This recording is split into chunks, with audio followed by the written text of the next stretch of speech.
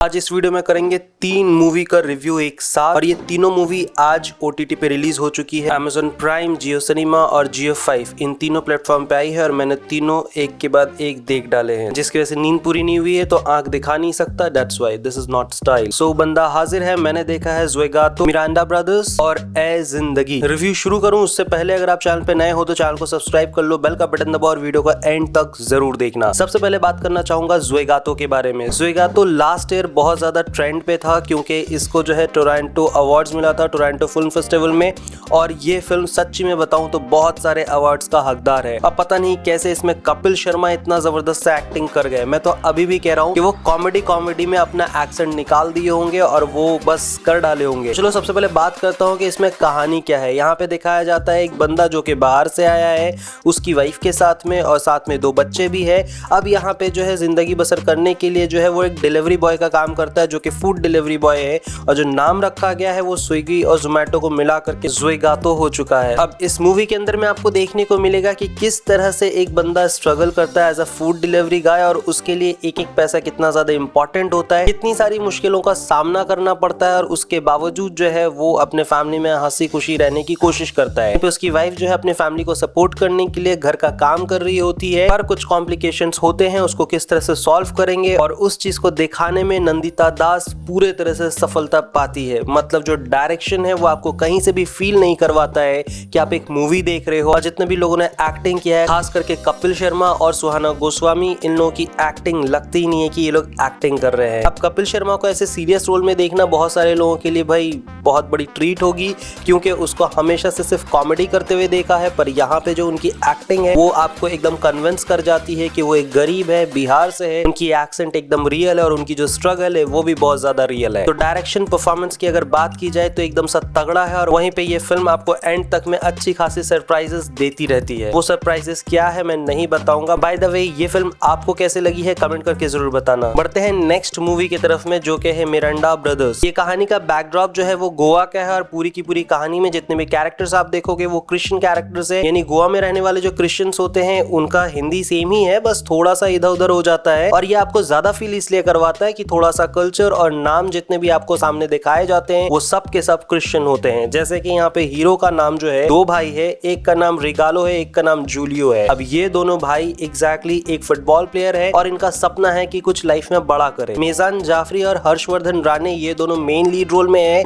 और यही दोनों भाइयों की कहानी चल रही है, जो अपने लाइफ में करना तो बहुत कुछ चाहते हैं, लेकिन थोड़े थोड़े सोहबत उनकी खराब होती जाती है, और कहानी में आगे चल करके उनकी मॉम का डेथ हो जाता है। वो डेथ कैसे हुआ था और क्या वो उस सारी चीजों का बदला ले पाएंगे, और जब वो बदले की बारी आएगी तो दोनों भाई किस तरह से आपस में रिएक्ट करेंगे, इसी चीज की कहानी है। देखो बैकड्रॉप जो दिखाया गया है पूरे तरह से कन्विंसिंग है। मैं जब ट्रेलर देख रहा था तो बोल रहा था कि इससे घटिया क्या ही हो सकता है, लेकिन जब फिल्म देखने के लिए बैठा तो दिल बोला नहीं यार इतना भी घटिया नहीं है। बस आप अपने दिल को थोड़ा तैयार कर लो, क्योंकि पहले के 10-15 मिनट के अंदर में, पहले के 10-15 मिनट में ही मुझे लगा था मैं फिल्म देखना छोड़ दूंगा और फिर मुझे 10-10 मिनट का इंटरवल लेकर के पूरा फिल्म कंप्लीट करना होगा, लेकिन ऐसा नहीं हुआ, क्योंकि मुझे लगा था कि इसके अंदर में बहुत ज्यादा फास्ट कट रखेंगे, म्यूजिक बहुत ही ज्यादा लाउड कर देंगे, जिसको देखने में बहुत ज्यादा इरिटेटिंग फील होगा, लेकिन ऐसा नहीं होता है। आपको धीरे धीरे जो है कैरेक्टर के साथ में हमदर्दी और पहचान होने लग जाती है, और खास करके मेजान जाफरी अपने पिछले फिल्मों से इस फिल्म में कहीं ज्यादा अच्छे लग रहे हैं। मतलब इनके कैरेक्टर के साथ में आप जुड़ पाते हो, और ये जब अपने आप को 22 साल का कहते हैं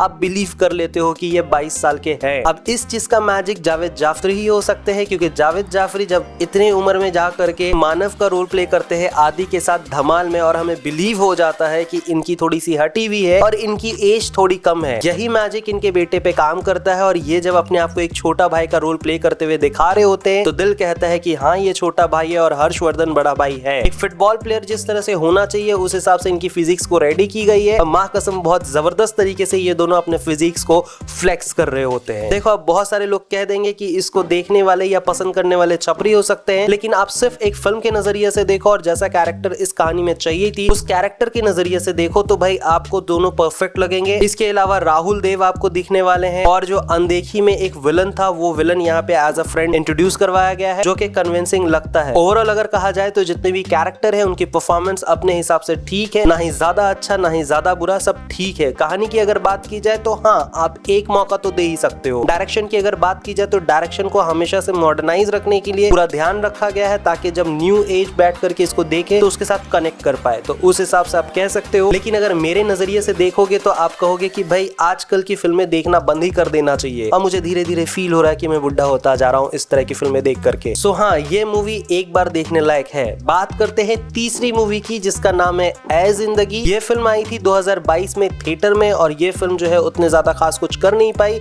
और इस मूवी के बारे में मुझे भी खास कुछ पता नहीं था। जब मैं ट्रेलर देखने के लिए बैठा तो यूट्यूब में पता चला कि ये ट्रेलर दो टाइमलाइन पे दिखाया जा रहा है, एक 2 साल पहले वाला और एक अभी वाला। तब जाके चेक किया तो पता चला ये 2022 में ऑलरेडी थिएटर में रिलीज हो चुकी थी और अभी इसको OTT रिलीज मिली है। कहानी लगभग 1.5 घंटे की है और इस कहानी को देखने के बाद लगता है कि ZEE5 ने मानो ठान लिया हो कि हम कभी कभी ऐसा कंटेंट लाएंगे जिसको देखने के बाद आप रो तो पड़ोगे। जैसे कि लास्ट टाइम सिग्नेचर मूवी देखा था जिसमें अनुपम खेर थे लीड रोल में। यहाँ पे एक ऐसा कैरेक्टर को इंट्रोड्यूस करवाया जाता है जिसका लिवर डैमेज हो चुका है और अगर उसको डोनर नहीं मिला तो वो सिर्फ 6 महीना जीने वाला है। अब वो बंदा किस तरह से रिएक्ट करता है और जब कोई अपने डेथ का काउंटडाउन पे हो तो उसकी हालत कैसी होती है, वो लोगों से किस तरह से बात करता है, उसके चॉइसेस क्या होते हैं, उसके नखरे क्या क्या होते हैं, उस चीज को अगर जानना हो तो ये मूवी आप जरूर देखना। और सच बताऊं तो ये मूवी एक तरह से मस्ट वॉच मूवी है। हाँ, ये मूवी थिएटर में कमाल नहीं कर पाई, उसका रीजन समझ में आता है। जैसे कि मैं हमेशा कहता हूँ कि हर मूवी को थिएटर पे रिलीज करना जरूरी नहीं होता और कुछ कंटेंट को इज्जत और शोहरत सिर्फ OTT पे मिल सकती है, ना कि थिएटर में। इस मूवी में थिएटर मटेरियल कुछ नहीं होता है, इसको OTT पे अगर लाओगे तो सही ऑडियंस तक पहुंच जाएगी और ज्यादा से ज्यादा व्यूज मिल पाएगा। तो सबसे पहले बात करते हैं कास्टिंग की, परफॉर्मेंस की। देखो यहाँ पे मेन लीड रोल में जो है वो है सत्यजीत दुबे। मैंने इसको इससे पहले किसी जगह पे नहीं देखा है,